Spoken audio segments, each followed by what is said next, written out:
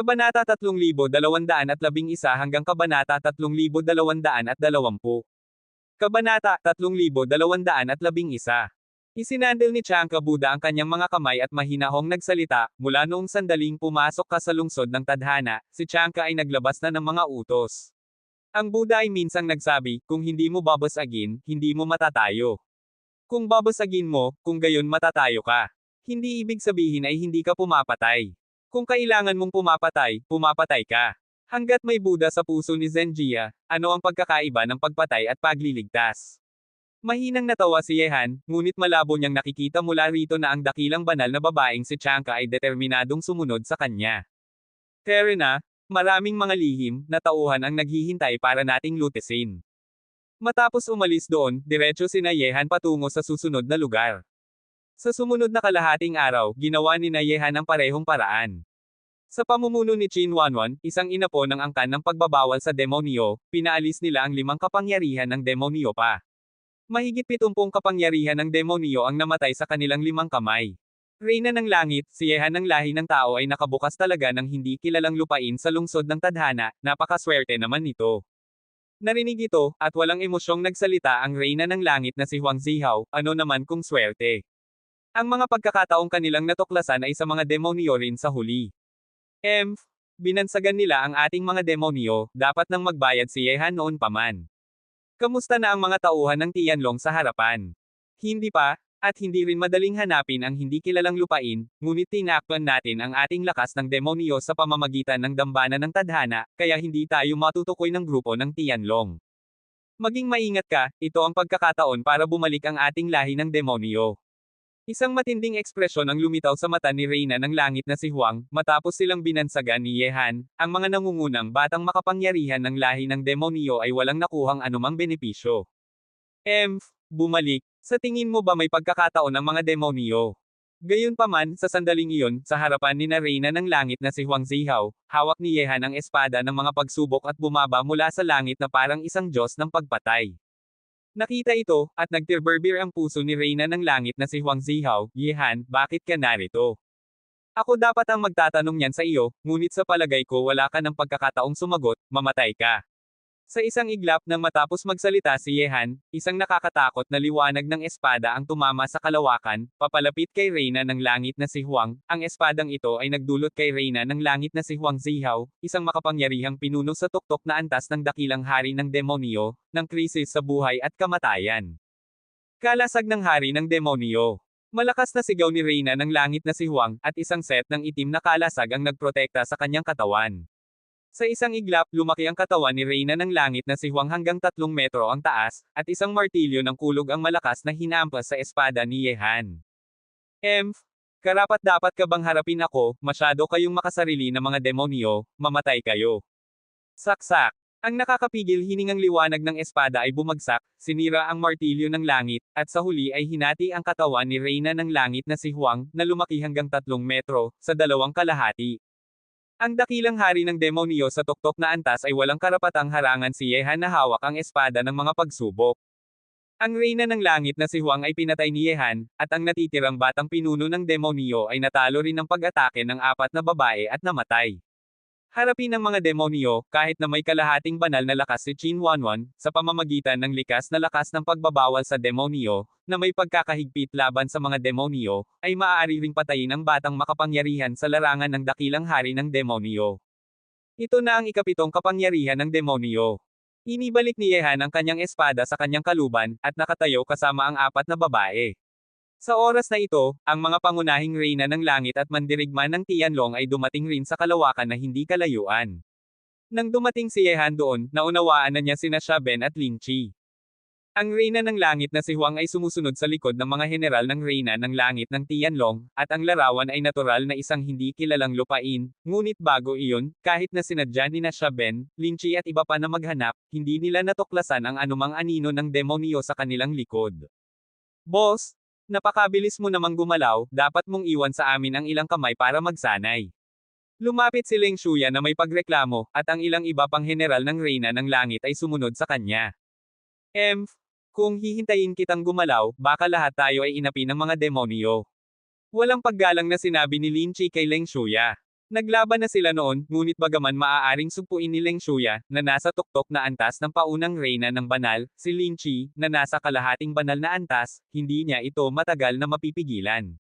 Siyempre, bagaman naglaban ang dalawang lalaki noon, tila sila ay nabaliw, ngunit walang isa sa kanila ang namatay. Pareho silang nangunguna sa Tianlong, kaya alam nila kung paano magpigil. Bakit, hindi ka ba sang-ayon? Nagsalita si Leng Shuya na may hindi kasiya siyang ekspresyon, at ang ibang general ng Reyna ng Langit ay nanunood lamang ng palabas. Sige na. Iwinagayway ni Yehan ang kanyang mga kamay nang makita niyang inilalagay na ang kanilang mga manggas, at nagsalita, ang bawat koponan sa ating koponan ay may mga demonyo sa likod. Kung hindi dahil sa espesyal na pamamaraan, mahirap silang lahat na matukoy, ngayon na ang mga buntot sa inyong likod ay natapos na, maaari na kayong pumunta sa hindi kilalang lupain ng walang alalahanin, sa paraan, hindi ba dapat nang mapabuti ang inyong antas, napakababa naman tingnan. Tiningnan ni Yehan sina Shaben, Lin Chi, Shang Moxie, Reyna ng Langit na si Abby, Tantay Passing Water, Jipot Ian, at Wang Dichu. Kabilang sa kanila, tanging si Owatch ang matagumpay na pumasok sa larangan ng demonyo ng langit.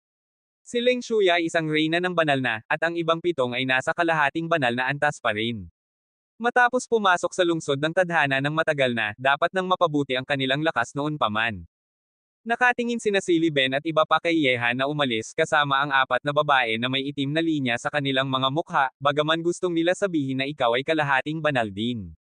Ngunit alam nila ng malinaw na ang lakas ng kalahating banal na nasa harapan nila ay hindi matutukoy sa pamamagitan ng antas.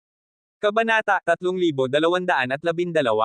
Bakit napasama ang batang babae na si Chan Gana sa boss? Ngumisi si Lin Chi. Ang boss ay hayop, at lahat ng magagandang babae ay nakapalibot sa kanya. May kagalakan at pagkainis na tingin si Leng Shuya. Sige na, nagsalita na ang boss, tila dapat na rin nating abutin ang antas ng banal na hari, napakakahiya naman ng antas na ito.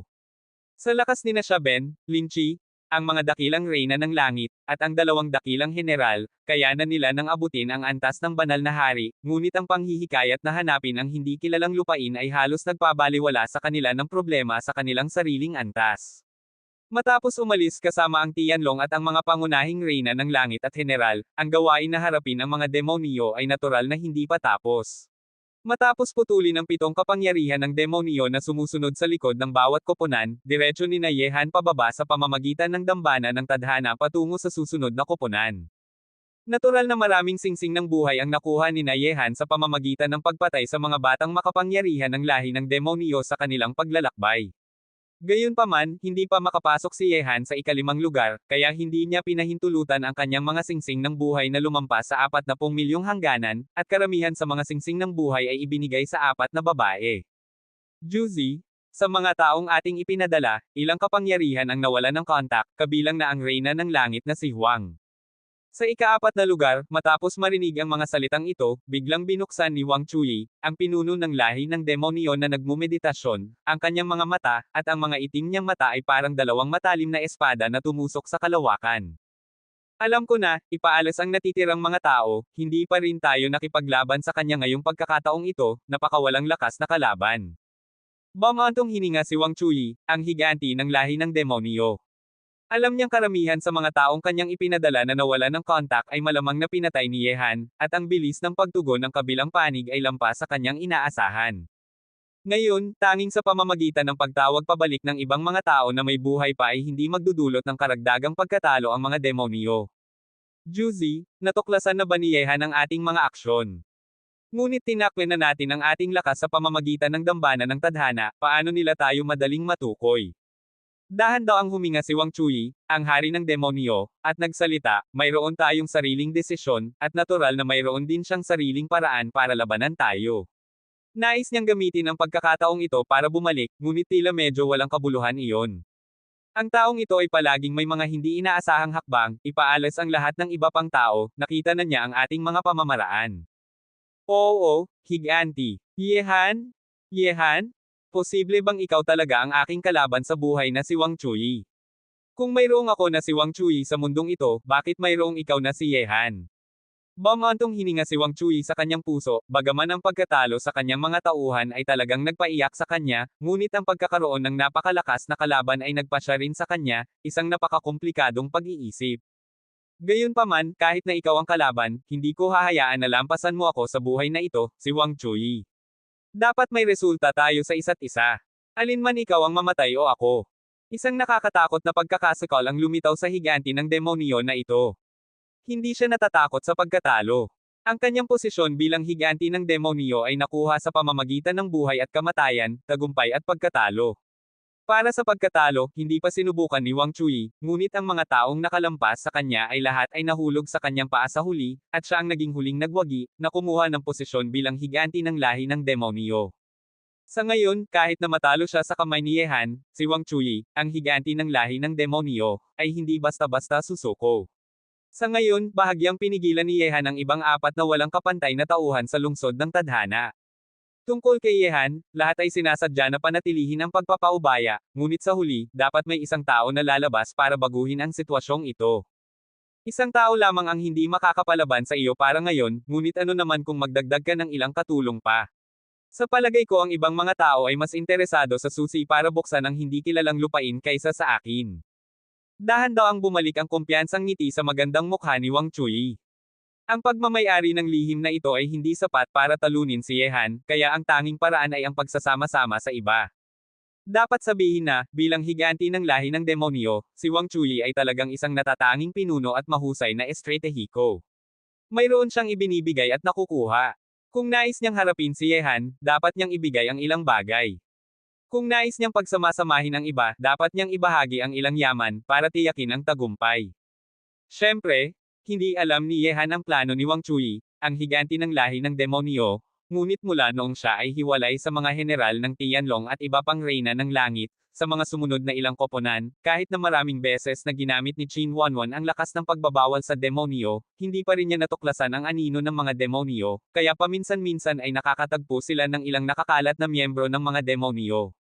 Lahat na sila ay umalis na, tila nakareaksyon na ang mga demonyo. Tungkol sa sitwasyong ito, inaasahan din ni Yehan na hindi tanga si Wang Chui.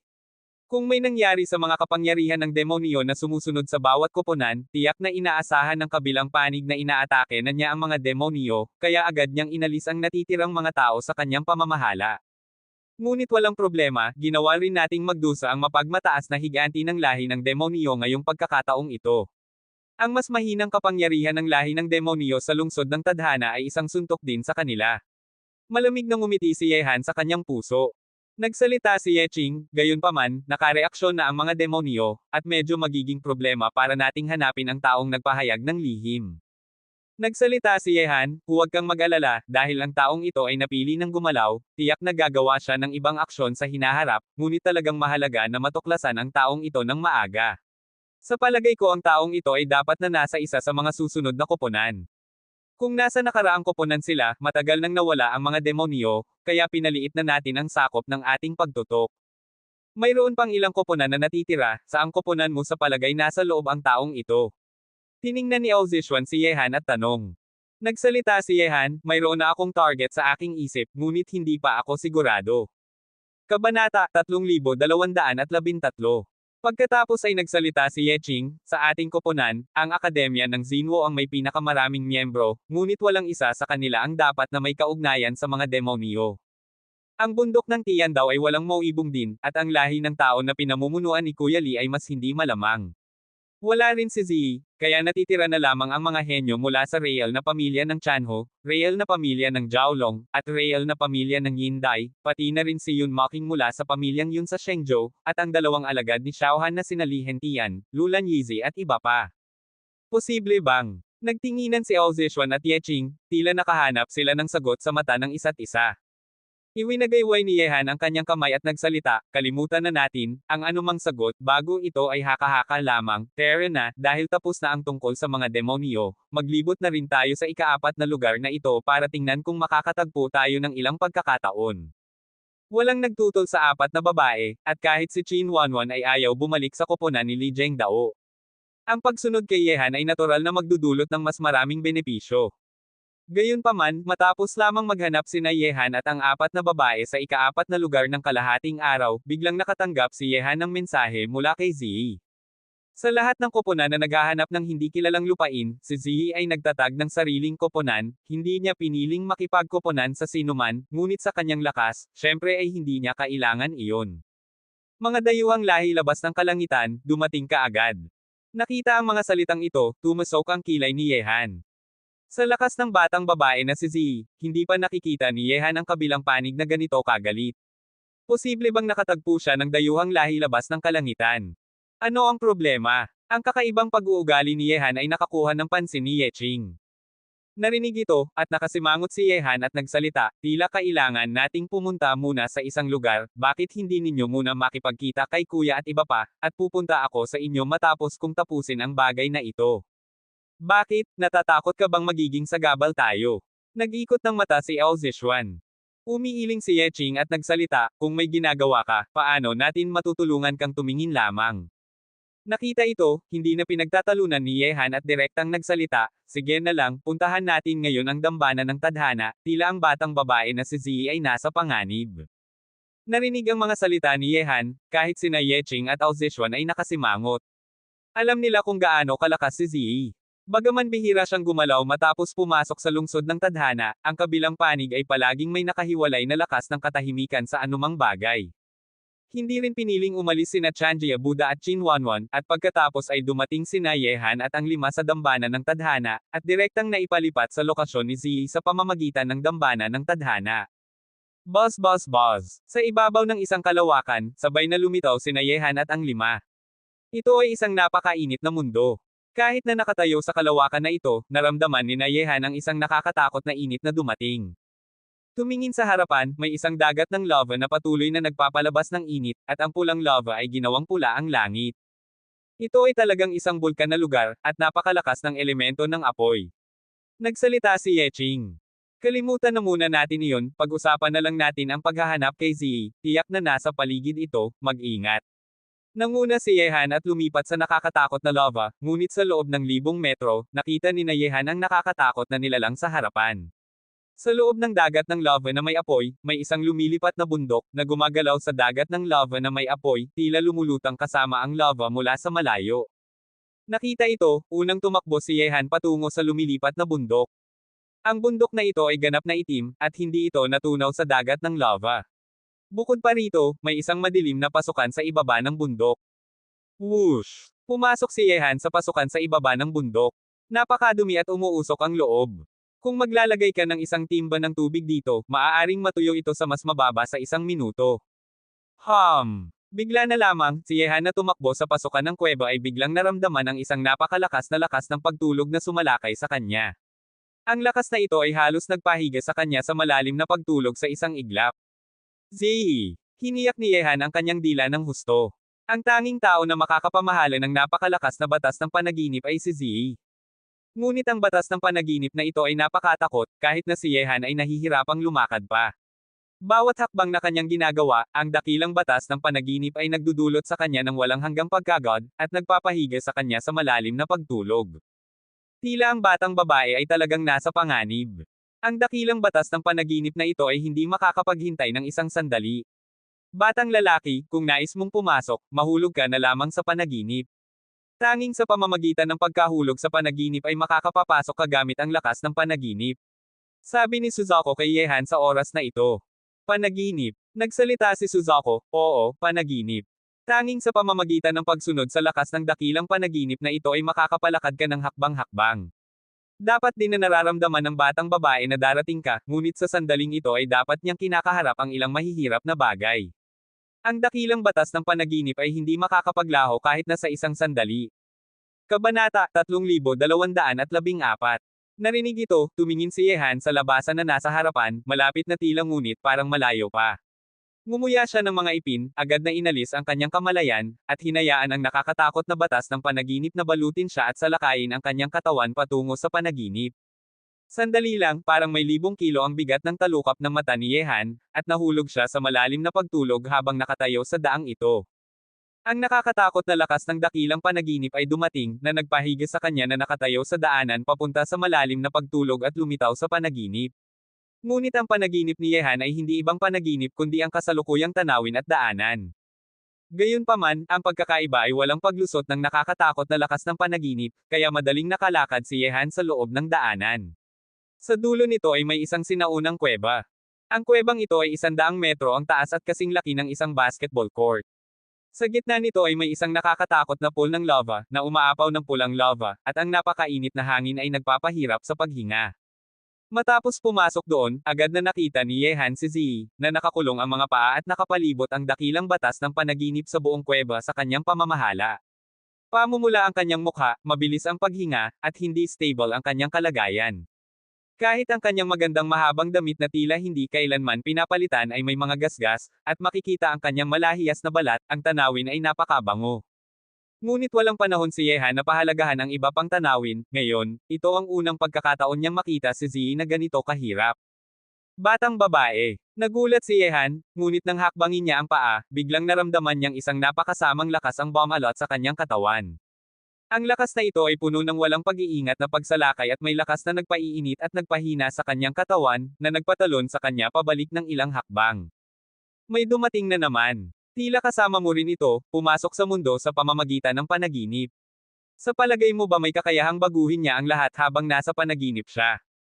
Biglang tumunog ang isang malungkot na boses sa kuweba. Tumingin si Yehan sa direksyon nito at nakadiscover ng dayuhang bagay, sa madilim na sulok, may katawan at ulo ng ahas, ngunit may dalawang galamay sa ulo at nakakatakot na nakakalason na buntot tulad ng alakdan sa dulo nito. Hindi ito parang dragon o ahas sa kabuuan, at ang mga berdeng mata nito ay napakasama. Ang dayuhang bagay na ito ay tila nagmutasyon, at ito ang unang pagkakataon ni Yehan na makita ito. Mga dayuhang lahi labas ng kalangitan. Malamig ang mga mata ni Yehan. Ang dayuhang bagay na ito ay lumulutang sa madilim na sulok, bagaman hindi ito malaki, nagbigay ito sa kanya ng napakapanganib na presensya. Ang ilang tao ay ipinanganak na may kakayahang baguhin ang lahat, takot akong mapahamak ka ngayong pagkakataong ito. Tahimik ang boses ni Ziyi, ngunit malinaw na naramdaman ni Yehan na hindi stable ang kanyang paghinga at lalong namumula ang kanyang mukha, malinaw na inatake siya ng dayuhang bagay na ito. Isang simpleng langgam, anong karapatan mong magbago sa harap ng aking kasamaan? Babae? Bagaman ang lakas ng iyong panaginip ay mahirap pigilan, ang babaeng aking ginusto ay hindi kailanman nakatakas sa aking palad. Manatili ka na bilang alipin ng aking kasamaan. Para sa langgam na ito, ipapakita ko sa kanya ang pagtanggal ko sa iyong mga damit isa-isa, ha. Narinig ang napakabastos na salita mula sa dayuhang bagay, isang nakakatakot na galit ang parang sumunog sa buong katawan ni Yehan. Ang nakakatakot na lakas ng batas ay agad na nagtipon, naging daan-daang espada ng batas, at walang tigil na inatake ang dayuhang bagay. Isang simpleng hayop, talagang walang magandang masasabi. Ngayon, mag-alala ka muna sa iyong buhay. Malas na langgam, nang ahas mong insultuhan ang aking kasamaan. Babaliwain ko ang lahat ng buto mo at ipapakita sa iyo kung paano nagmamakaawa ang babaeng mahal mo sa harap ko. Sa isang iglap, isang napakalamig na lakas ang nagyelo sa lahat. Ang lamig na ito ay tila mas nakakatakot kaysa sa batas ng yelo ni Yehan, kahit ang mga espada ng batas ay nagyelo. Nakita ito, tumibok ang puso ni Yehan, ang dayuhang bagay na ito ay talagang mahirap harapin. Mga simpleng laro, karapat-dapat ka bang magmalaki sa harap ng aking kasamaan? Nagbago ang isip ko, gusto kong mamatay ka sa lakas ng lahat ng uri ng pagnanasa. Napakalamig at masama ang boses ng dayuhang bagay. Walang paggalaw nito, ang napakalamig at napakainit na lakas ay parang isang pagsabog na dagat na patuloy na tumatakbo patungo kay Yehan. Ingatan mo ang paraan ng dayuhang lahi na ito. Paalala ni Ziyi. Bagaman nasa panaginip lamang ito, ang paraan ng dayuhang lahi ay hindi karaniwan. Sa ngayon, ang tatlo ay nasa panaginip, ngunit ang mga nangyayari doon ay totoo pa rin, kung mamatay ka sa panaginip, mamatay ka rin sa katotohanan. Yelo hanggang 1,000 metro. Batay ka lang sa isang langgam. Ang batas ng yelo ay sumigaw, ngunit nang makatagpo ng napakalamig at napakainit na lakas, hindi ito gumana, agad itong natunaw. Nakita ito, agad na umatras si Yehan, pinalitan ang kanyang espada ng kamay, kababalaghan ng kaluluwa ng tubig. Ang kababalaghan ng kaluluwa ng tubig ay naging malawakang espada at sumugod parang isang nakakatakot na bagyo. Ang dalawang lakas ay nagtalo, na nagpanginginig sa kuweba, at ang nakakatakot na pulang lava ay umaapaw sa gitna nito, tila malalabas anumang oras. Gayunpaman, bagaman hinarang ng kababalaghan ng kaluluwa ng tubig ni Yehan ang napakainit na lakas sa lamig, ang ilang bahagi nito ay pumasok pa rin sa kanyang katawan. Nang pumasok ang lakas na iyon, agad na nagbago ang mukha ni Yehan, sa wakas ay alam na niya kung ano ang nangyari kay Ziyi ngayon. Ang mga batas ng parehong angkan ay tugma, hindi ko inakala na makikita ko muli ang ganitong paraan. May pagkamangha sa boses ng dayuhang lahi. Pagkatapos ay itinaas ang ulo ng ahas at nagbago ang katawan nito, at agad na naging isang napakagwapo at makisig na lalaki na may kakaibang masamang ugali. Kabanata 3215. Ang kabilang panig ay nakasuot ng mahabang itim na damit, na nagdagdag ng isang ugnayan ng kawalang awang sa kanyang gwapo at masamang ugali, ngunit ang pares ng berdeng mata nito ay talagang hindi, kasiya siya at napakalakas na pagsalakay, na may isang hangin ng kalaswan. Sino ka talaga? May pag-iingat na tingin si Yehan. Sa sandaling ito, ang batas ng buhay sa kanyang katawan ay hindi makakapalinis ng lakas na may napakainit na presensya sa lamig, na nagpabago sa kanyang katawan ng kaunti at nagpapasigla ng isang uri ng likas na pagnanasa sa loob nito. Langgam? Nasasaktan ka na ba ngayon? Sinabi ko na ipaparamdam ko sa iyo ang lason ng lahat ng uri ng pagnanasa hanggang mamatay ka, ngunit bago ka mamatay, ipapakita ko sa iyo ng aking kasamaan ang isang magandang palabas ng libre, magpapalakas ito sa iyo. Ngumiti ng masama ang dayuhang lahi, ang kanyang gwapo na mukha ay naglalabas ng napakasamang presensya, at ang kanyang napakalakas na pagsalakay ng mga mata ay dahan-daang tumingin sa katawan ni Ziyi. Nakita ito, malamig na nagsalita si Yehan, basura, kung makakapagpahawak ka sa kanya, tiyak kong gagupitin ko ang iyong balat. Karangalan mo na lang na mapansin ang dakilang angkan namin na Jiuyo, simpleng langgam. Kung nais mong pumunta sa impyerno ng mas maaga, matutupad din iyon ng aking kasamaan. Ang makapangyarihang tao ng dayuhang lahi na nagpanggap na mula sa angkan ng Jiuyo ay tumingin kay Yehan. Isang nakakatakot na ilusyon ang nabuo sa kanyang berdeng mata, at ang may-ari ng ilusyon na ito ay si Ziyi, dahan-daang niyang inilalabas ang mga kuko ng Diablo. Hindi. Malakas na sigaw si Yehan, ang kanyang mukha ay napakabangis, at lumabas ang dugo mula sa kanyang bibig na kanyang hiniyak. Paano niya matutulungan na tingnan lamang na inaalipuste si Ziyi ng dayuhang lahi na iyon? Ngunit sa sandaling iyon, isang nakakatakot na lakas ng panaginip ang pumasok sa isip ni Yehan, na nagpabalik sa kanyang katawan, parang ang kaluluwa na hiwalay sa katawan ay tinatawag pabalik. Sa susunod na sandali, si Yehan na nakatayo pa rin sa daanan ay biglang nagising mula sa kanyang panaginip. Sa sandaling ito, pawis ang lumalabas sa kanyang noo. Xiaohan. Sa tabi ni Yehan ay naroroon sina Yeqing, Ao Zishuan, Chanjie Buddha, at Qin Wanwan. Nang dumating sila doon, nakatulog na si Yehan at hindi na nagising. Okay lang ako, sabi ni Yehan habang umiiling. Ang kanyang mukha ay napakalamig at walang awa. Alam niya na ang makapangyarihang tao ng dayuhang lahi mula sa angkan ng Jiuyo ay sinasadya na nakakagambala sa kanyang isip gamit ang ilusyon, ngunit nagdulot pa rin ito sa kanya ng napakalaking galit na gustong ilabas. Kung hindi siya inilabas ni Ziyi mula sa panaginip sa kritikal na sandali, malamang na nahulog si Yehan sa ilusyon ng makapangyarihang tao ng angkan ng Jiuyo. Xiaohan, ano ang nangyayari? Nag-aalalang tanong si Yeqing. Kanina nang mahulog si Yehan sa panaginip, ang kanyang bangis na mukha ay nagulat sa kanila. May isang masamang makapangyarihang tao ng dayuhang lahi sa kuwebang ito, at ang kanyang paraan ay napakahirap na kahit si Ziyi ay hindi makakatakas. Pangit ang mukha ni Yehan habang nag-iisip ng paraan para labanan ito. Narinig ang mga salita ni Yehan, nakasimangot sina Yeqing at iba pa, ngunit ang kuweba ay puno ng nakakatakot na batas ng panaginip, kaya imposibleng pumasok mula sa labas. Dayuhang lahi, angkan ng Jiuyo. Sa oras na ito, may kislap ng liwanag ang lumitaw sa mata ni Yehan, pagkatapos ay tinawag niya ang palasyo ng kaluluwa. Kung nais niyang harapin ang makapangyarihang tao ng angkan ng Jiuyo sa kuwebang ito, kailangan niyang maghanap ng paraan mula sa dayuhang lahi. Ang pinto ng unang palapag ng palasyo ng kaluluwa ay binuksan, at ang labi ng kaluluwa na ikinulong ni Yehan ay lumitaw sa harap niya na nakakulong sa mga kadena. Siyempre, ang labi ng kaluluwa na ito ay malalim na naalala ni Chanka Buddha. Malas na hayop, pakawalan mo ako. Hayop, kapag nakalaya na ako, tiyak kong sisirain ko ang iyong siyam na angkan. Natanto ko na ang aking pagkakamali, pakawalan mo ako. Handang maging alipin mo habang buhay ang aking kasamaan. Kuwit-kuwit, nakita ang labi ng kaluluwa ng dayuhang lahi na mula sa malakas na sigaw hanggang sa pagyuko ng mga tuhod, palaging walang emosyong tingin si Yehan. Sa unang palapag ng palasyo ng kaluluwa, ang labi ng kaluluwa na ito ay palaging nasa init ng apoy ng kaluluwa, parang nasa impyerno, bawat sandali ay napakahirap. Nakita ang tanawing ito, nagtataka ang mga mukha ni Yeqing at iba pa. Ipinaliwanag sa kanila ni Chanka Buddha, ito ang labi ng kaluluwa ng isang makapangyarihang tao ng dayuhang lahi. Tumingin si Yehan sa labi ng kaluluwa ng dayuhang lahi at malamig na nagsalita, tila naramdaman mo na ang aking paraan. Hindi ako interesado na gawing alipin ka mula sa dayuhang lahi, ngunit kung magiging mabuti ka, maaari rin itong isaalang-alang. Ano ba talaga ang gusto mo?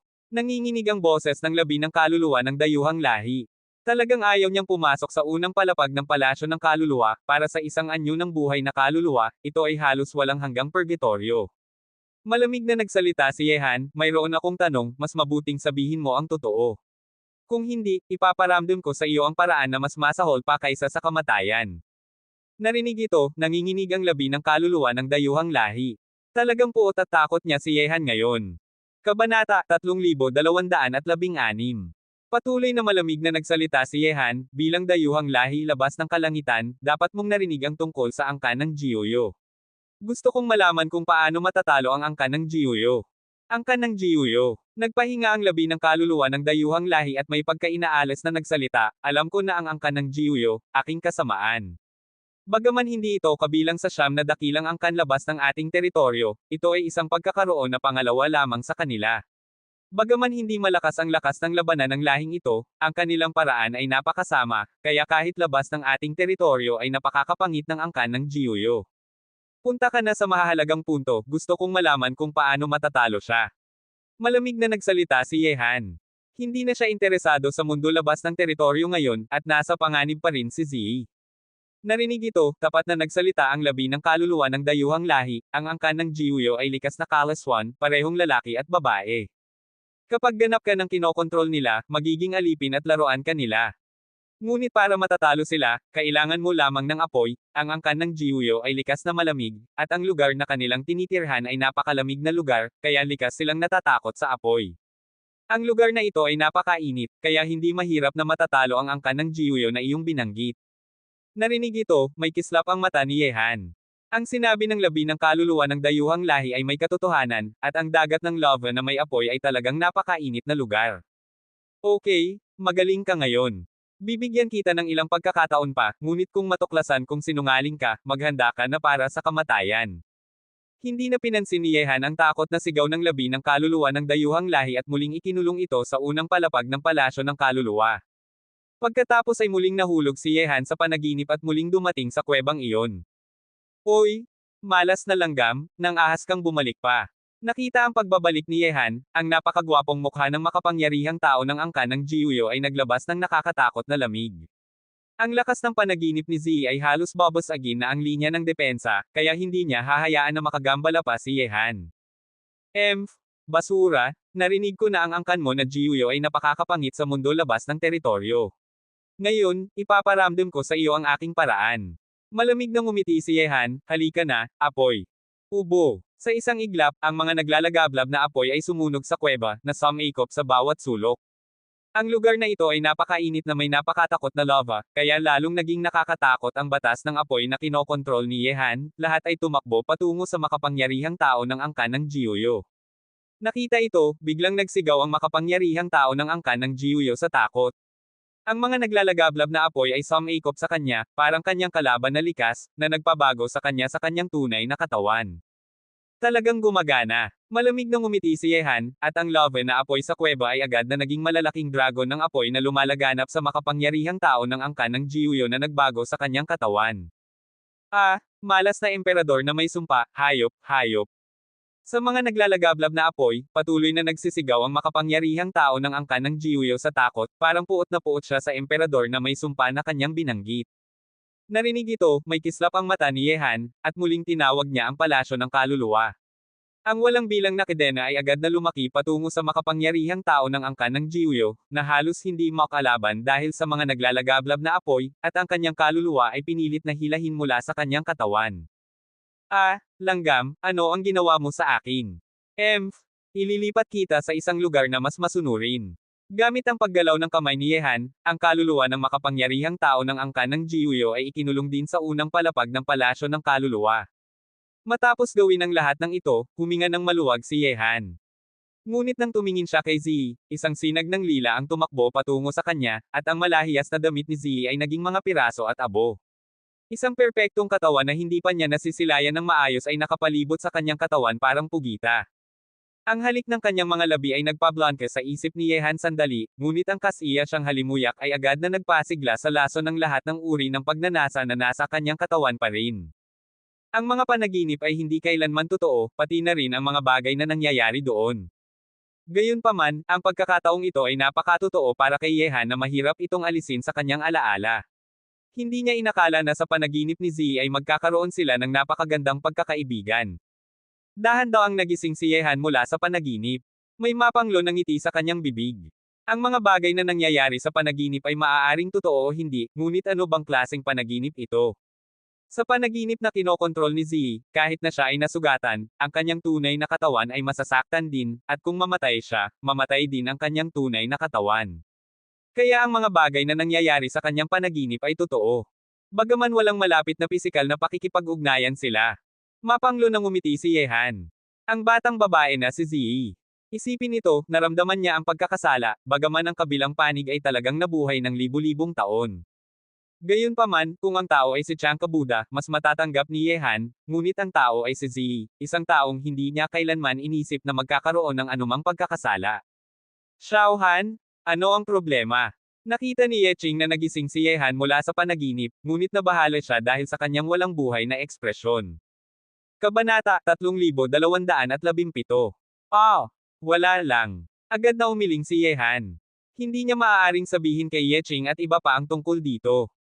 Tumingin si Yehan sa batang babae na Chanka Buddha sa tabi, at nag-iisip siya, paano kaya kung ang tao ay si Chanka Buddha? Magiging makalupang ang banal na dakilang babaeng ito. O maglalabag siya ng utos at magpapapatay. Matapos mag-isip, inalis ni Yehan ang kanyang pag-iisip at agad na nagsalita, "Pero na, patay na ang makapangyarihang dayuhang lahi, pumasok na tayo." Tumingin si Chanka Buddha sa likod ni Yehan na may kakaibang ekspresyon. Ang mga mata niya kanina, ay nagpahirap sa kanya, parang isang kakaibang lakas ang dumaan sa kanyang malahiyas na katawan at bahagyang nagpanginginig sa kanyang puso ng pagtitiwala. Pumasok sina Yehan sa daanan. Dahil ang kaluluwa ng makapangyarihang tao ng angkan ng Jiuyo ay ikinulong ni Yehan, ang dakilang batas ng panaginip ay natural na nawala. Ngunit nang pumasok sila, nakita nila ang batang babae na nakasuot ng lila na nakatalikod sa kanila. Walang pinsala ang katawan ng batang babae, na nagpatanong kay Yehan kung totoo ba ang mga pangyayari sa kanyang panaginip. Gayunpaman, ang katawan ng batang babae ay may kakaibang pagkahinog na ugali na hindi pa nakikita ni Yehan kay Zi, parang mula sa batang babae ay naging babae sa isang gabi. Lumingon si Zi at tumingin kay Yehan at iba pa, ngunit hindi matignan ni Yehan ang kanyang tila tahimik ngunit may pagkahinog na mga mata, na nagpahiya sa kanya at pilit niyang inalis ang kanyang tingin. Narito na kayo, tingnan ninyo. Tahimik na nagsalita si Zi, at hindi niya matagal na tinitigan ang katawan ni Yehan. Narinig ito, lumapit sina Yehan kay Zi at sumunod sa kanyang tingin. Agad nilang nakita ang 8 estatwa na nakasaksak sa bundok ng kuweba, at bawat estatwa ay may malakas na balangkas na nagbabawal sa lakas na lumaganap. Estatwa ng pamana. Sabay na nagsalita sina Yeching at iba pa. Ang 8 estatwa ng pamana ay nangangahulugang may 8 pamana na iniwan ng mga makapangyarihang tao mula noong unang panahon. Lubos na nagulat si Yehan. Nang pumasok siya sa kuweba sa kanyang panaginip kanina, hindi niya inimbestigahan ang kuweba ng maayos, at ngayon lamang niya natuklasan ang 8 estatwa ng pamana. Kaya naman ang batang babae ay handang magsakripisyo. Isip ni Yehan. Kung malalaman ng mga tao sa ika-4 na lugar ang 8 estatwa ng pamana, magiging baliw sila, ito ay pamana ng 8 nakakatakot na makapangyarihang tao mula noong unang panahon. Nagsalita si Zi, may 8 estatwa ng pamana dito, bawat isa ay may malakas na balangkas na nagbabawal sa lakas, katumbas ng 8 hindi kilalang lupain. Pumili na kayo. Narinig ang mga salita ni Zi, nagulat sina Yeching at iba pa. Napakalaki ng kanyang puso, siya ang nakatuklas ng mga estatwa na ito. Bagaman may kinalaman si Yehan, wala silang kinalaman, at walang magrereklamo kahit na angkinan niya ang lahat. Narinig ito, tumayo si Yehan at nagsalita, may 8 estatwa ng pamana dito, 6 tayo dito, at ang 3 natitira ay para sa iyo. Tumango si Zi at nagsalita, simulan na natin. Pumili ako ng 3 estatwa ng pamana dito, at ang natitira ay para sa inyong 5. Sige. Tumango ang lahat ng walang pagiging bastos. Pagkatapos, isa-isa nang binuksan ni Yehan ang balangkas na nagbabawal sa lakas sa 4 na estatwa ng pamana para kina Yeching, Ao Zishuan, Chanka Buddha, at Qin Wanwan, para makatanggap sila ng pamana. Sa huli, binuksan ni Yehan ang balangkas na nagbabawal sa lakas sa unang estatwa ng pamana para kay Zi. Yan. Nakita ni Yehan na papasok na si Ziyi sa estatwa ng pamana para makatanggap ng pamana, at medyo nahiya siya at hindi alam kung paano magsalita. Ano ang problema? Interesado ka ba sa estatwa ng pamana na ito? Lumingon si Ziyi at kuryosong tumingin kay Yehan. Hindi. Umiling si Yehan. Sumagot si Ziyi at pumasok sa loob, iniiwan si Yehan na mag-isa sa walang tao na kuweba. Batang lalaki, mas mabuting hayaan mong magtago ang kalikasan. Dahil pinapalabas niyang walang nangyari, hindi mo kailangang makaramdam ng presyon. Bukod pa rito, hindi mo pa alam kung sino talaga ang batang babae na ito. Sabi ni Suzako. Narinig ito, malalim na huminga si Yehan. Kahit na ganoon at nasa panaginip lamang, paano niya matutulungan na ipakita na walang nangyari? Pag-usapan na lang natin ito mamaya. Umiling si Yehan at sa huli ay tumutok sa kanyang piniling estatwa ng pamana. Matapos buksan ang balangkas na nagbabawal sa lakas, pumasok din siya sa loob. Ito ay isang mundo na puno ng malalakas na halimaw. Nang pumasok si Yehan doon, naramdaman niya ang isang alon ng makalumang lakas na dumating sa kanya, at may isang matangkad na estatwa na nakatayo sa harap niya. Ang may-ari ng estatwa na ito ay dapat na ang makapangyarihang tao mula noong unang panahon na unang iniwan ang estatwa ng pamana na ito. Kabanata 3218. Nakakulong ang mga paa si Yehan, at ang kanyang kamalayan ay tumago sa estatwa ng pamana. Sa sandaling iyon, isang nakakapinsalang liwanag ang sumikat mula sa estatwa at tumago sa gitna ng kanyang kilay. Sandali lang, naramdaman ni Yehan na ang ilang alaala ay pinilit na ipasok sa kanyang isip. Ang banal na nagtataglay ng langit, nakasilang langit at lupa. Banal, ito ay ang pinakamataas na makapangyarihang tao ng lahi ng halimaw. Ang pamana na natatanggap ni Yehan ay mula sa isang banal na makapangyarihang tao ng lahi ng halimaw noong unang panahon. Mayroon lamang itong isang palad na tinatawag na pagsesil ng langit at lupa. Muling bumalik si Yehan sa kuweba. Ang kanyang nakuha ay ang pamana ng isang banal na tao ng lahi ng halimaw noong unang panahon. Bagaman isang palad lamang ito, ang palad na ito ay ang pinakapaboritong gawain ng banal na tao, napakalakas nito na makakapagsesil ng langit at lupa. Ang banal na nagtataglay ng langit, siguradong isang makapangyarihang pinuno ng lahi ng halimaw noong unang panahon. Isip ni Yehan. Matapos niyang makuha ang pamana, kina Yeching, Ao Zishuan, Chanka Buddha, at Qin Wanwan ay nakakuha rin ng kani-kanilang pamana at nagtipon sa paligid niya. Kumusta, may nakuha ka bang bagay? Tumingin si Yehan sa apat na babae. Ngumiti si Yeching at nagsalita, ang aking nakuha ay ang pamana ng isang emperador ng tao, na napakatugma sa batas ng Encantada na aking pinagsasanay. Nagsalita si Ao Zishuan, swerte rin ako, nakakuha ako ng pamana mula sa isang naunang miyembro ng lahi ng halimaw. Tumango sina Chanka Buddha at Qin Wanwan. Pareho silang nakatanggap ng pamana ng emperador ng langit ng tao at nakakuha ng makapangyarihang lihim na kodigo ng sining ng pakikipaglaban noong unang panahon. Si Qin Wanwan ang pinaka-excited. Matapos pumasok sa lungsod ng tadhana, ang kanyang pinakamalaking pagnanasa ay makakuha ng pamana ng isang sinaunang emperador ng langit, at natupad na ito. Ngumiti si Yehan at nagsalita, tila swerte tayong lahat.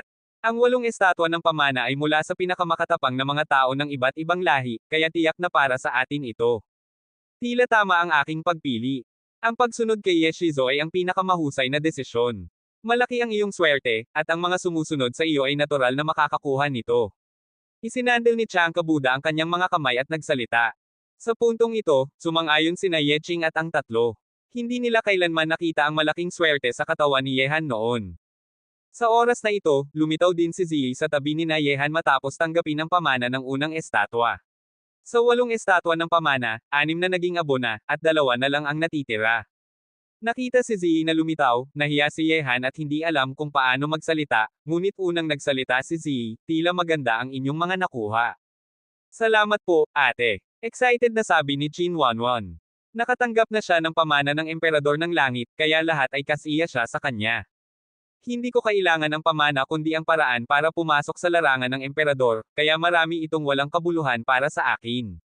Iwinagayway ni Ziyi ang kanyang kamay at tumingin kay Yehan, 2 pang estatwa ng pamana ang natitira, buksan mo para sa akin. Tumango si Yehan at muling binuksan ang isang estatwa ng pamana para kay Ziyi. Matapos pumasok si Ziyi para tanggapin ang pamana, tumingin si Yeching kay Yehan na nahihiya pa rin at kuryosong tanong, Xiaohan, ano ang problema? Narinig ito, umiling na lang si Yehan at inalis ang ibang pag-iisip sa kanyang isip.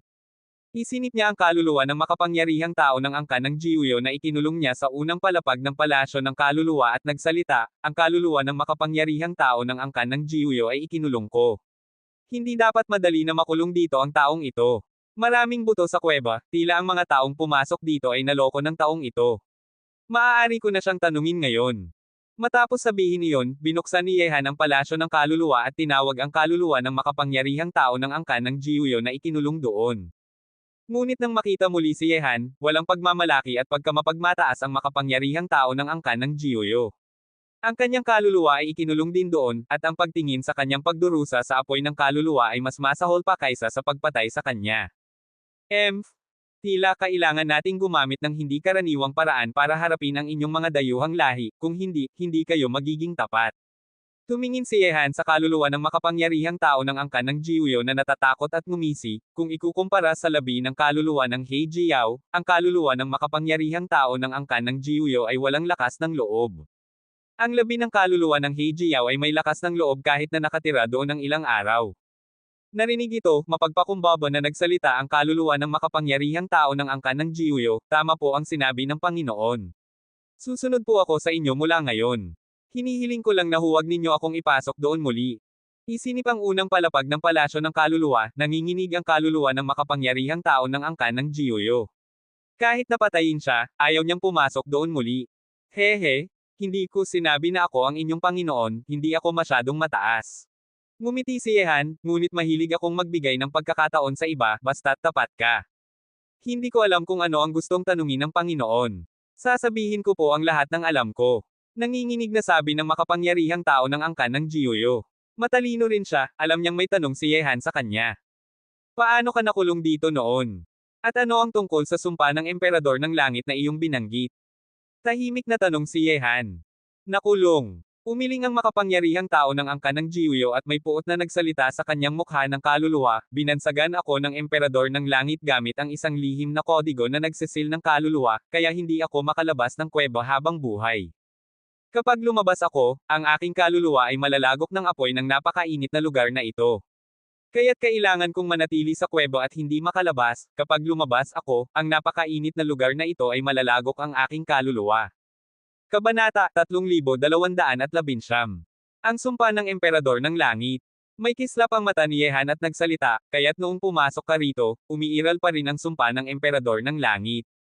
Iyon ay sa huling bahagi ng digmaan labas ng teritoryo. Nagsalita ang makapangyarihang tao ng angkan ng Jiuyo, bago ang mga makapangyarihang tao sa inyong mundo ay unti-unting umatras at walang pag-asa, maraming makapangyarihang tao ang nag-iwan ng kanilang sariling pamana sa lupang ito para maghanap ng buhay para sa inyong mga inapo. Ako ay isa sa mga makapangyarihang tao labas ng teritoryo na pumasok dito para sirain ang mga pamana na ito, ngunit hindi sinasadya akong natuklasan ng emperador na may sumpa, kaya binansagan niya ako na hindi makalabas dito habang buhay. Nagsalita si Yehan, kaya't maraming makapangyarihang tao labas ng teritoryo ang pumasok dito at sinira ang pamana na iniwan noong unang panahon. Marami talaga. Tapat na nagsalita ang makapangyarihang tao ng angkan ng Jiuyo, sa pagkakaroon ng mga sinaunang pamana na ito, hindi maghahina ang lakas ng inyong mundo. Maliban kung ang mga pamana na ito ay lahat ay masisira, walang pag-asa ang inyong mundo. Ngunit sa alam ko, maraming makapangyarihang tao labas ng teritoryo na pumasok dito para sirain ang pamana ay nasil, nakulong, o namatay sa labanan sa lupang ito, ngunit ang ilan ay maaaring nakatakas. Ngunit matapos akong binansagan ng emperador ng langit gamit ang sumpang nagsisil ng kaluluwa, hindi ko na alam ang tungkol sa mga iyon.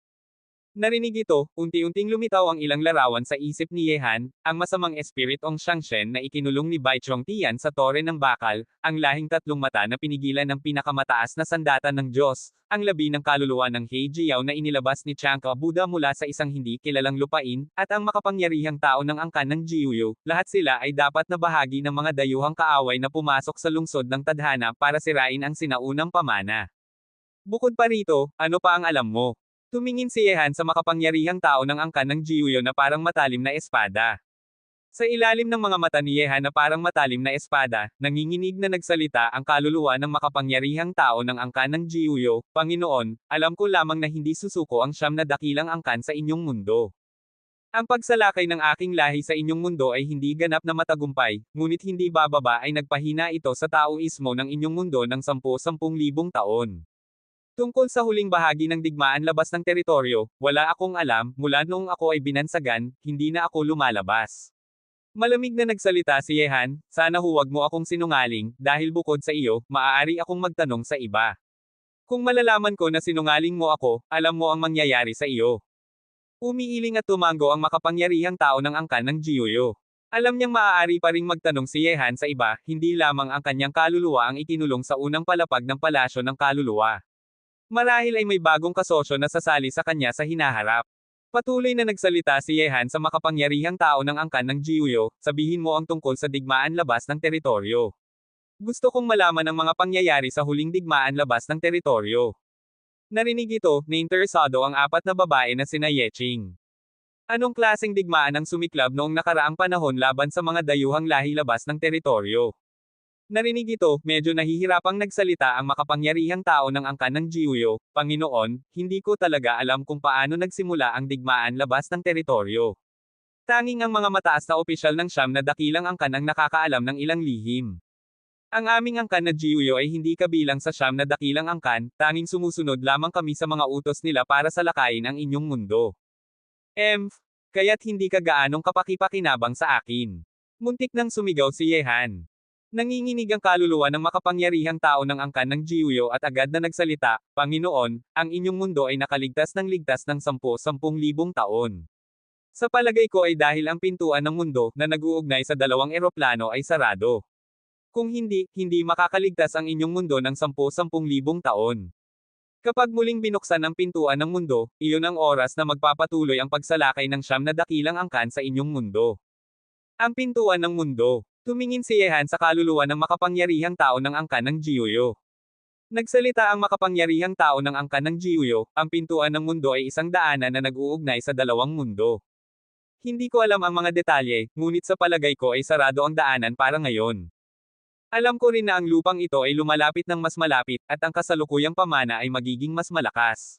Bagaman ang nakaraang pamana ay hindi mahina, noong panahong iyon, ang mga makapangyarihang tao sa inyong mundo ay talagang nagpakatakot sa aming mga dayuhang lahi, bukod sa mga sinaunang Diyos at demonyo na dumating dito, tulad ng emperador na may sumpa na isa sa mga makapangyarihang tao na nagpakatakot sa aming mga dayuhang lahi.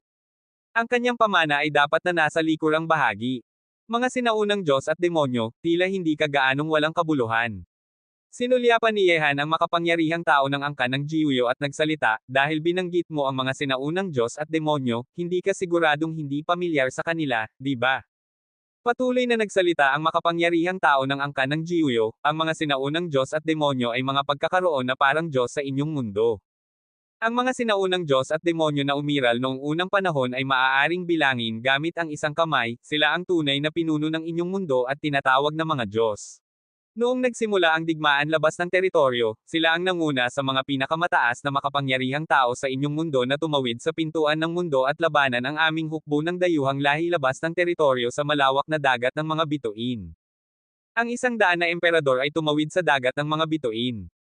Kakaibang pumasok ang pangungusap na ito sa isip ni Yehan. Sinabi ni Suzuko na ang pangungusap na ito ay lumitaw sa mga sinaunang talaan na nagulat sa mga higanti ng iba't ibang angkan ngayon. Ang kwento tungkol sa 100 na emperador na tumawid sa dagat ng mga bituin ay malamang na ang nakaraang kwento na sinabi ng dayuhang lahi na ito. May mga talaan tungkol sa mga Diyos, ngunit ilang salita lamang ang mga ito. Sabi ni Suzuko kay Yehan. Marahil sa lugar kung saan natutulog ang mga sinaunang Diyos at demonyo, makakakuha ka ng mas maraming lihim. Sa kasamaang palad, ang dayuhang lahi na ito ay nakulong dito ng emperador na may sumpa bago matapos ang digmaan labas ng teritoryo, kakaunti lang ang kanyang alam.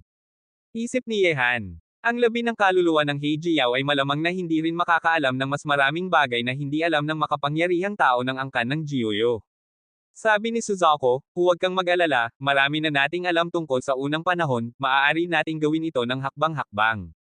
Tumingin si Yehan sa makapangyarihang tao ng angkan ng Jiuyo at patuloy na nagsalita, batay sa iyong sinabi, bagaman maganda ang pamana sa unang bahagi ng lungsod ng tadhana, hindi ito kasing ganda ng pamana sa likurang bahagi. Sa palagay ko, ang pamana sa 12 rehiyon ay iniwan ng pinakamakatapang na mga tao noong unang panahon. Oo, Panginoon. Tapat na tumango ang makapangyarihang tao ng angkan ng Jiuyo at nagsalita, alam na namin ito noong pumasok kami sa lupang ito para sirain ang pamana. Kung nais ng Panginoon na makakuha ng mas malakas na pamana, kailangang pumunta sa likurang bahagi. Sa palagay ko, ang emperador na may sumpa na dating binansagan ako ay dapat na nag-iwan ng kanyang sariling lakas ng pamana sa likurang bahagi. Okay, magaling ka ngayon. Iwinagayway ni Yehan ang kanyang kamay, at ang kaluluwa ng makapangyarihang tao ng angkan ng Jiuyo ay muling ikinulong sa unang palapag ng palasyo ng kaluluwa. Ang pagpapanatili sa kanya ay talagang mas kapaki-pakinabang kaysa sa pagpatay sa kanya. Sa hinaharap, maaari pa nating malaman ang mas maraming impormasyon tungkol sa ibang lahi mula sa kanya. Gayunpaman, ang lungsod ng tadhana ay may pamana ng emperador na may sumpa, na lubos na inaalala ni Yehan. Sa kasalukuyan, nakamaster na ni Yehan ang batas ng pagbibigay ng sumpa. Kung makakakuha siya ng pamana ng emperador na may sumpa, tiyak na magiging lubos na kapaki-pakinabang ito para sa kanya. Ang kaluluwa ng dayuhang lahi na ito ay binanggit ang pintuan ng mundo at ang siyam na dakilang angkan ng mga dayuhang lahi. Saan matatagpuan ang pintuan ng mundo? Gaano kalakas ang siyam na dakilang angkan ng mga dayuhang lahi? Tanong ni Changka Buddha kay Yehan. Nagsalita si Yehan, bagaman hindi natin alam kung saan matatagpuan ang pintuan ng mundo para ngayon, ito ang tanging daanan para sa mga dayuhang lahi labas ng teritoryo na salakayin ang ating kontinente ng Diyos at demonyo. Batay sa haka-haka ng dayuhang lahi na ito, malamang na ang kontinente ng Diyos at demonyo ay nakaligtas ng 10,000 taon dahil ang pintuan ng mundo na ito ay sarado. Tungkol sa siyam na dakilang angkan, tiyak na napakalakas nila, kahit noong panahon ng pagkakaroon ng Taoismo noong unang panahon, hindi nila mapigilan ang mga kaaway na ito labas ng teritoryo. Kaya't isipin mo gaano kalakas ang siyam na dakilang angkan na ito. Kabanata 3220. Nagsalita si Changka Buddha, tila kung nais nating pigilan ang muling pagsalakay ng mga dayuhang lahi labas ng teritoryo, kailangan nating hanapin muna ang pintuan ng mundo. Kung talagang sarado ang pintuan ng mundo na ito, maaaring maging tahimik ang lupain ng Diyos at demonyo. Ngunit kapag muling binuksan ang pintuan ng mundo, nangangahulugan ito na muling saisalakay ang mga dayuhang lahi labas ng teritoryo sa kontinente ng Diyos at demonyo. Kung nakahanap tayo ng pintuan ng mundo, maaari nating bantayan ang pasukan na ito para pigilan ang pagkawasak ng kontinente ng Diyos at demonyo. Nagsalita si Yehan, hindi pa natin dapat alalahanin ang mga bagay na ito para ngayon. Kung babagsak ang langit, may matataas na tao na magtitiis nito. Bukod pa rito, kahit na makahanap tayo ng pintuan ng mundo, kayang pigilan ba ng kontinente ng Diyos at demonyo ang pagsalakay ng mga dayuhang lahi labas ng teritoryo? Bago iyon, isipin natin muna kung paano palakasin ang ating lakas. Ang malakas na lakas ay ang susi sa lahat. Ang pinaka-interesado akong lugar ngayon ay ang lugar kung saan natutulog ang mga sinaunang Diyos at demonyo. Marahil doon lamang tayo makakakuha ng mas maraming lihim.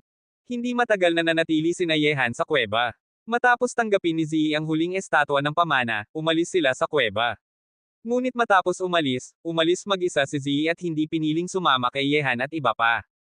Palaging gustong mag-isa ang batang babae na ito. Tumingin si Yehan sa likod ni Zi na umaalis at lihim na umiling. Tila kailangan niyang kalimutan muna ang mga pangyayari sa kuweba. Ang mga mangyayari sa hinaharap ay para sa hinaharap na lamang. Gayunpaman, bago umalis si Zi, kopya niya rin ang pamana na kanyang nakuha at ibinigay kay Yehan. Ayon sa kanya, ang mga pamana na ito ay hindi gaanong kapaki-pakinabang para sa akin, at ikaw ang nakipaglaban sa makapangyarihang tao ng angkan ng Jiuyo, nararapat na ito sa iyo. Ang hinahanap ni Zi sa lungsod ng tadhana ay hindi lamang ang lihim ng pagkawasak ng nakaraang panahon kundi pati na rin ang paraan para pumasok sa tunay na larangan ng emperador ng langit. Sa pamana na iniwan noong unang panahon, maaaring makahanap siya ng ilang pahiwatig. Tungkol sa mga pamana na ito, pipiliin lamang niya ang mga angkop sa kanya. Ngunit kopya ni Zi ang mga sining ng pakikipaglaban na kanyang nakuha mula sa pamana at ibinigay kay Yehan. Sa kasalukuyan, may 8 uri ng sining ng pakikipaglaban noong unang panahon sa isip ni Yehan. Ang mga sining na ito ay sapat na para gawing mas malakas ang Tianlong, kahit na ang mga malalaking puwersang umiral ng libu-libong taon o kahit 10,000 taon ay maaaring hindi makipagkompetensya sa likas na yaman ng Tianlong. Oy! Tila swerte ang mga taong ito. Sa oras na ito, nang ilabas ni Yehan ang Soul Jade Sleep, nakita niyang may mga mensahe mula sa mga hari at general ng langit ng Tianlong, si Chen Yi, at kahit na sina Nan Wenqing at Muhailan ay nagpadala rin ng liham kay Yehan. Ito ay nagpapakita na lahat sila ay nakahanap ng hindi kilalang lupain. Pagkatapos, dinala ni Yehan ang 4 na babae sa 3 lugar isa-isa gamit ang Altar of Destiny, binuksan ang hindi kilalang lupain para sa mga hari at general ng langit ng Tianlong, tumulong kay Chen Yi at iba pa sa Tiandao Mountain na buksan ang hindi kilalang lupain, at tumakbo patungo sa lokasyon ni Nan Wenqing at Mo Hailan. Sumunod si Nan Wenqing at Mo Hailan sa koponan ni Yun Maqing. May 5 tao sa koponan ni Yun Maqing bukod sa kanila, sina Li Hentian at Lulan Yizi. Nang dumating si Yehan kasama ang 4 na babae, agad silang sinalubong ni Nan Wenqing at Mo Hailan, "Mahal na Panginoon, narito na po kayo." Tumango si Yehan at bati sina Yun Maqing at Li Hentian. "Hehe, kapatid na Ye, ilang araw na tayong hindi nagkikita. Lumaki na ang koponan mo, ikinakahangga kita." Lumapit si Yun Maqing nang umingiti, ang kanyang mga mata ay nakatuon sa 4 na babae na sina Ye Qing, at nagulat siyang nakasunod si Changka Buddha kay Yehan. Ang kapatid na Ye ay isang dragon at phoenix, normal lang nakaakit-akit. Ngumiti rin si Li Hentian. Narinig ito, sinulyapan ni Yehan ang dalawa at ngumingiti nagsalita, "Huwag ninyo akong burahin.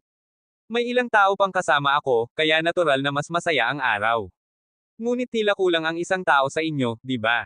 Nagsalita si Li Hentian, napasok ni Lulan Yizi ang isang hindi kilalang lupain nang hindi sinasadya bago ito, at naghintay kami ng kalahating araw ngunit hindi siya nagpakita, kaya't pansamantalang naghiwalay kami. Ngunit nagpadala na ako ng liham sa kanya, at dapat niyang sundan kami pagkatapos niyang makita ito. Tila swerte ang ampon na ito ni Lulan. Mahinang ngumiti si Yehan. Malalim ang alaala niya sa babaeng iyon. Sa sandaling ito, sa isang sinaunang plaza sa isang lungsod sa ika-4 na rehiyon, tahimik na nakaupo si Wang Chuyi, isang higanti ng lahi ng halimaw, sa harap ng isang mesa ng bato. Sa mesa ng bato ay may isang kaldero ng tsaa na may amoy na tsaa. Ang mga mata ni Wang Chuyi ay nakalahati, parang naghihintay ng dumating na tao. Sa oras na ito, sa kawalan paligid ng plaza na ito, may malakas na alon ng lakas na ipinadala. Dahan daw ang binuksan ni Wang Chuyi ang kanyang mga mata na nakalahati, at nakita ang prinsipe ng lahi ng halimaw na si Baxia na dumating kasama ang 12-dosenang batang makapangyarihang tao ng lahi ng halimaw, na nakatayo sa kawalan at nakatingin kay Wang Chuyi sa plaza.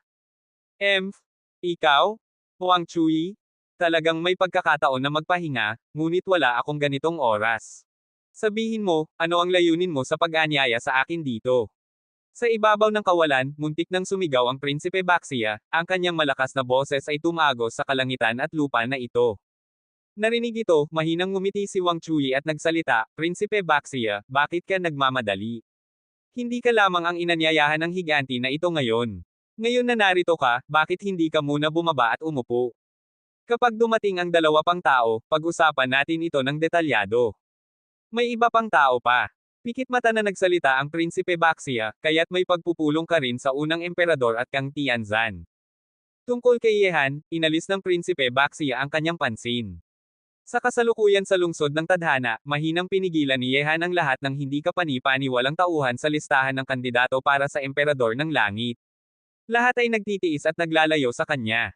Halos napatay niya si Wang Chuyi gamit ang isang suntok. Sa antas ng puot na ito, hindi tiyak na magtatawag si Wang Chuyi kay Yehan. Hehe, matalino. Mahinang nagsalita si Wang Chuyi, sa palagay ko, malapit na ring dumating ang 2 ito. Inanyayahan ko ang 3 ninyo dito ngayon para talakayin ang mahalagang bagay na ito, at magiging interesado kayong 3 dito. At, alam ko bang anong mahalagang bagay ang nais mong talakayin, Wang Chuyi? Sa oras na ito, sa ibang direksyon, ang unang emperador ay dumating kasama ang pinakamataas na batang makapangyarihang tao ng lahi ng Diyos, na hindi pinapansin si Wang Chuyi sa plaza.